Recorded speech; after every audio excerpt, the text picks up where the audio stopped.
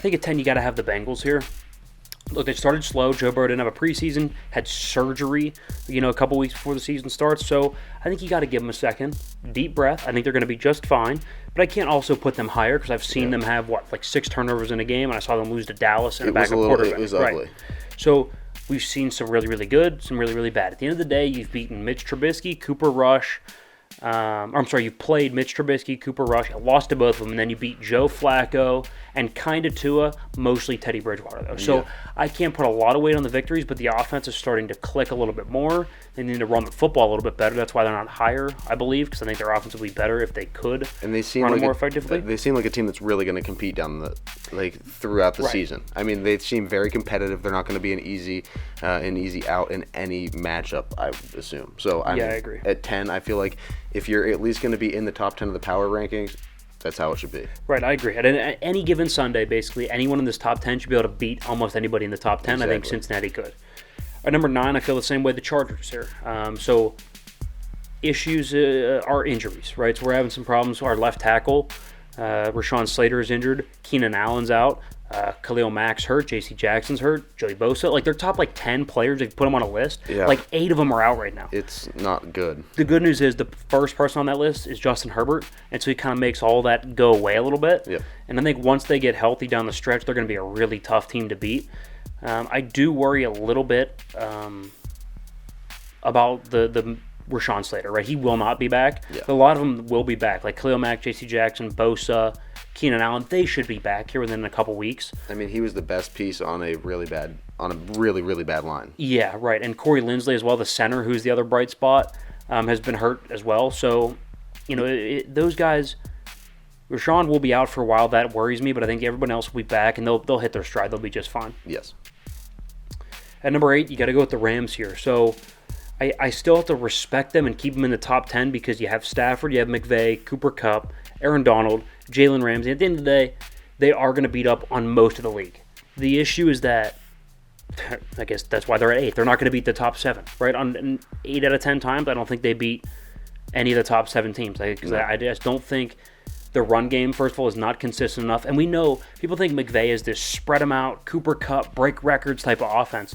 That's not the case. No. Right? At its core, it's a power running game that feeds off of it. And they haven't been able to run the football effectively. No, and not being able to run the football is putting way too much reliance and pressure onto a Matt Stafford, who is kind of proving it's not the best when he has to drop back 50 times a game. And that's for everybody. You need to keep that except for Josh Allen. Right. And you need to keep that number somewhere around 25 to 30, hopefully. That'd be ideal. But, they need more help running the football. They are a very strong team, and I like Sean McVay in a lot of matchups. But, you look up at the rest of this list, and there's some real talent. Especially out of the AFC, you see a lot of it coming up here. So let's go at number 7. We'll go with the Bucs. Now, people might call me crazy, right? The Bucs, they're really better than the Rams. I don't know. Go unit by unit. I think they're better almost everywhere, right? I think wide receiver, when healthy, call it a wash. Yeah. Right? Chris Godwin, Mike Evans, Russell Gage, Julio Jones, or Cooper Kupp, Van Jefferson, and Allen Robinson. Kind of a wash for me. Kind of a wash. I think quarterback right now, Brady's playing better. I think in the backfield, it's certainly more stable. They're not turning the ball over at the rate that Cam Akers is, so I'd probably lean Tampa Bay. Offensive lines are both banged up. Both have a lot of new pieces. Again, call that a wash. And I think the defense of Tampa Bay is significantly better. A lot better. I think the secondary has more depth, right? Jalen Ramsey is obviously the best corner out of these two teams. But from a unit position depth-wise, you got to go with Tampa Bay. I think their front 7 provides more pressure on the quarterback. So, I'll go with the Bucs right now. I think the Bucs beat the Rams right now. Yep. I don't know. I think they run the football The Brady better. effect, too. And the Brady effect, yeah. Got to throw that in. All right, number 6, let's go with the Niners, because I think the Niners run the football more consistently and have a defense that's very, very close to Tampa Bay. And I think the personnel on the outside is at least more stable, right? Like I said, Tampa Bay when healthy, sure, they're loaded. When are they always healthy? Probably almost never, right? And so with the Niners, I get the offensive line and I get the playmakers. With the with the Bucs and the Rams, it's kind of, I don't know, injuries. What am I getting Sunday to Sunday? Yeah. The Niners are consistent, and you got Kyle Shanahan. And you have Debo. and Debo's a the freak plays of nature. that he's able to make. Just alone, the amount of value that will add for you. The 49ers at 6 makes total sense. Yeah, plus I think Trent Williams, when he comes back here, I give him another 3 weeks. I don't think you have to rush him back. No. I think even without him, say they miss him for another 4 weeks. Well, they missed him this past week, so that's 5 games. Can you go 3-2 over that stretch? I'd rather I think have a they more can. healthy version of him Yeah. anyway, so give him the time. Right. I mean, you end up No. 5-4 after 9 weeks. He comes back, and you go on a little bit of terror. I mean, at the end of the day, I think them and the Rams are going to be competing for that top spot in the division, for that not wild card spot in the playoffs, right? But either way, nobody wants to play the Niners down the stretch. No. And they can go on the road and win. They've proven they can do it in the playoffs. So even if they have to settle for a wild card spot, get Trent Williams healthy for the back end of the season. Yep. Number 5, we'll go with the Dolphins. My concern is obviously if Tua is going to come back, because in that system, Tua is really, really good. When they're running the football, they're able to bring the backers up, but they can still go over the top, so the safeties are back. They have that huge middle region to throw the football. We talked about this before, and Tua is excelling at it. Yeah. So if he can come back within another 3 weeks, which I think he will, who knows if he should. I'm not a doctor. I have no idea. But if he will, I think he will, and they'll end up being really, really good. The defense is playing pretty well.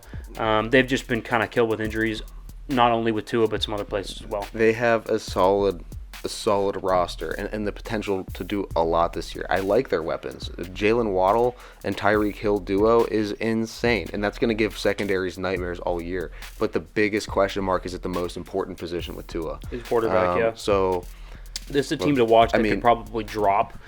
Again, through 4 weeks. This is like the most volatile stock if you're like looking at these teams, Right. because they have the potential to shoot up, but they could also just go through the basement. Right, and so yeah, keep your eye. That's a team that could drop quick.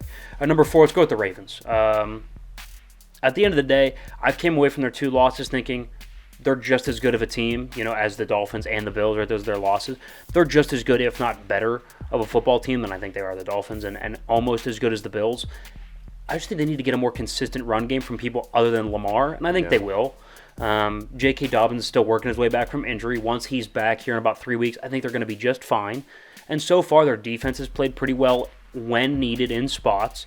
And Lamar has taken another step forward like he does seemingly every year, so they land at 4. Yes, and as long as they can avoid injuries and not go down the path they went down last year, they should be in a good spot. I think that's the only thing that could plague them. Right. All right, number 3, let's go with the Chiefs. I think the only thing keeping them from being higher is I'm not sure I trust their defense and their running game all the time, but it's improving. Yep. And Mahomes is making all these new pieces work. Andy Reid is always super clever. And anytime Mahomes in the game, they have a chance to win it. So I think 3 feels about right. Yes. Number 2, Buffalo, because I think Buffalo has a better defense. Now, the running game is not great, but they have a better defense. And I think right now, if you lined up the top 3 receivers on both sides, I think I'd take Stephon Diggs, Gabe Davis, right? I think I would take the Bills' weapons right now. It's close because Mahomes is making it work. But from a pure talent standpoint, I think Buffalo's more talented on the outside. So that, coupled with the better defense, bumps them slightly ahead of the Chiefs, but it's close. Yeah, I think the defensive line has has a lot to do with that. I think honestly, this game would come down to who's at home. I think that's where it is. Sure. Arrowhead is like the most. It's the hardest stadium to play in on the road. And Buffalo is probably top 5. And Buffalo has to be there. I mean, Especially if it's with cold. Bills Mafia. And if it's cold, oh my God. All right, number 1, I think you've probably guessed it, the undefeated Philadelphia Eagles. Here's the thing. They are looking good. It doesn't look like what you're used to, right? It doesn't look like spread them out, throw it deep. But every time you look up, they're putting up 30, 35, 40 points. Yep. They're wildly productive. Jalen Hurts is a fantastic leader. They have a really solid defense. Veterans up front. Yep. Good, young, feisty guys in the secondary. You got decent linebackers that can go sideline to sideline. I think their running game is emerging outside of Jalen Hurts, which is huge. That allows him to take a step back, pass a little bit more, run situationally to keep defenses off balance. Yeah. I think it's a fantastic football team. I think it's really, really good. It's the best out of the NFC. I would say. That's easily. So, yeah. I mean, I'm excited to see what that's going to do. So I know people are going to throw. There's about 4 teams that I can hear. I can envision us getting hate for not having into it. So let's just address it now. The Vikings, for example. I think the Vikings are at 11. Right. I think they're really, really close. But I worry when they have to play those good football teams, right? They're going to beat Green Bay early when Green Bay has a bunch of new receivers. Of course they are. Yeah. Right? They're going to beat Detroit. They should. Right? So then they're going to beat New Orleans, who is starting Andy Dalton at quarterback, right? But what happens when they go play Philly on the road, right? They look severely outclassed. Yes. That's not what we want. The Jags, I can hear that argument. Yeah, I think I need more consistency from Trevor Lawrence in the offense, point blank. The Packers, I know I'm going to hear it about the Packers. That's going to be a big one. You don't have a top receiver. You have one way to win. All the teams, 10 through 1, have at least one way to win.